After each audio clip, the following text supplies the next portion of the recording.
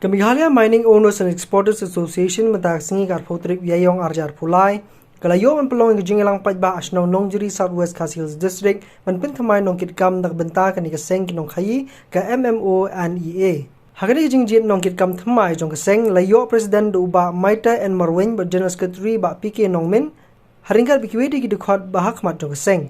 Hagani singi nakaliang uba Mmo&Ea and Marweng la pensai ru akila pathai kubor hakabai dei bagani ka Seng halor ka jingmi dakawai pat ka Seng halor kani dakaba Seng thamai no dakawai kabalatip kum ka Southwest Khasi Hills District Mine Owners and Exporters Association jong kinong khayi hagani ka thain nongjeri Southwest Khasi Hills District yakani jingelang pajba la pelong haying dorbar jong kurnong tenger hasnong nongjeri Southwest Khasi Hills District hagajing idor ringkat lang kiwe de Dkhot jong kinong kit kam bathmai jong kani ka Seng wa ban pensai halor ka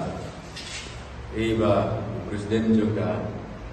Southwest hasil Mmo&Ea and Exporter Association bahwa demi atai kubo social media bah ila pelong ia general meeting juga Southwest hasil Mmo&Ea and Exporter Association Leit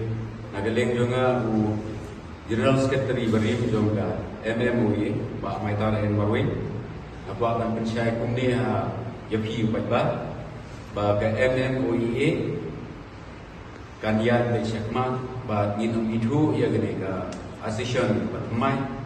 ba nginam la ban peden ya ka din pelong meeting jongi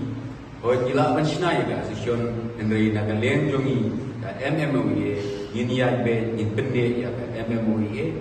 nginam kwa ban le snok tilang ba ka Southwest Khasi Hills Mmo&Ea and Exporter Association but inne baik ke Mmo&Ea bangin baik ke Haka men yang akan kai Jong pajba yang kadang kadang sini buat hantam sebagai benda